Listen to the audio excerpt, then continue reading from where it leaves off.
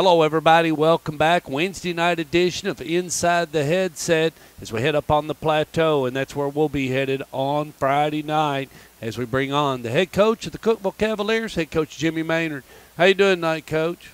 Hey, I'm doing okay, Stork. I'm doing fine. What about you? Well, I'm doing pretty good. Well, I talked to Kid Hartsfield, and he took me a little bit through that Siegel game, and sounds like Drew Beam got on the board quick and was flinging it around over there against and hit Todd Lark, and he said Andrew Hudson-Jackson had a good game. So was you able to be there and see it live for what little you got to see it?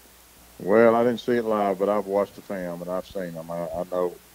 I know that they've got a good football team. They've probably undoubtedly played the toughest schedule in 6A football. There's no doubt about it. I mean, they played some very, very good competition, and I think they're playing, their best football right now, which is a great time to be doing that.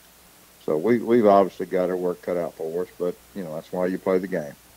And with that, how did this come for you right now? As far as did you need this week off? I mean, you did not play because once you caught the news that Rockville had COVID, that left you sitting still without a game.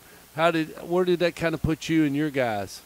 Well, we didn't find out till late Wednesday afternoon. We were almost finished up with practice when we found out. So we had prepared for the Rockville game. So we did spend Thursday. We spent Thursday in kind of a preparation for Blackman. We hadn't seen much film, so we as far as our game plans and stuff, weren't able to do a whole lot on Thursday. But we came back on Monday, and we were able to get started on Monday. So we've had 3 or 4 days to prepare, which is good for us because we had a couple of kids that were dinged up a little bit and might not have even played against Rockville that we should have back. And but it was a good time for us, I think.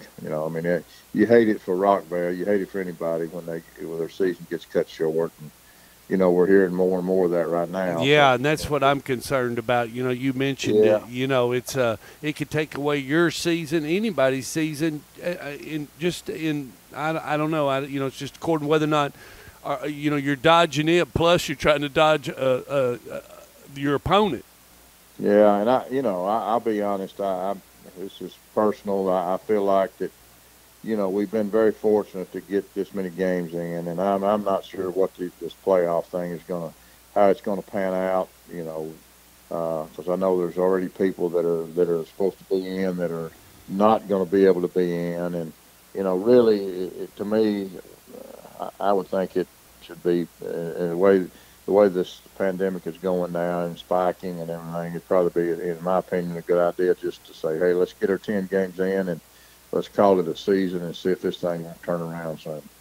You might have said the most wisest words and then just let it be, and then let it be undecided, and then to the Stuarts Creeks and some of them that because Stuarts Creek had a heck of a team and they had a heck of a shot at beating Smyrna this year. Now I don't know if they could have done it or not, but I'm gonna talk to Ben Cottle. You're looking at the Cab County, who was the region champion, and yep.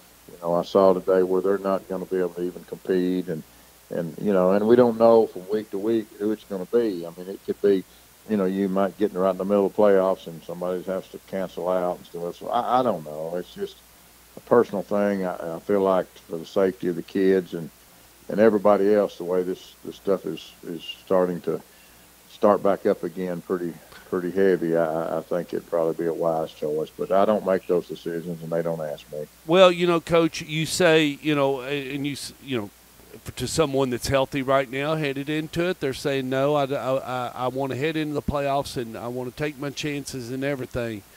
But then, you get to the point where it comes your week, and you've got a big game on Friday, and they swab your team, and 8, 9 kids end up testing positive, and they tell you can't play.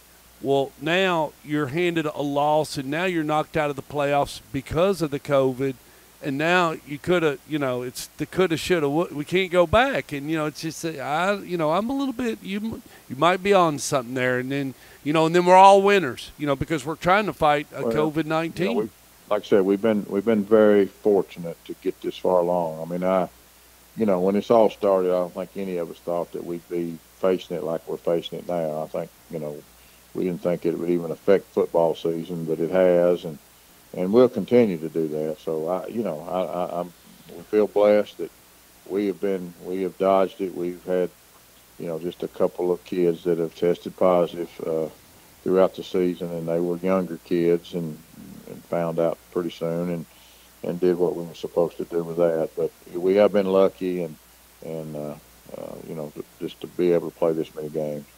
I'm with you there. Well, Kid Hartsfield did ambush me, Coach Maynord, and wanted to know if you would mind if me and my crew came up and did the game, and I did ask you before we jumped on, and you have agreed to let me come. So we'll pack it up, and I guess I'll see you Friday night up at your new turf. We'll be able to get that on video, and I'm looking forward to seeing the fans and everything, and we will see you in Cookeville on Friday night. Okay, Stuart. Look forward to it. All right, see you. Bye.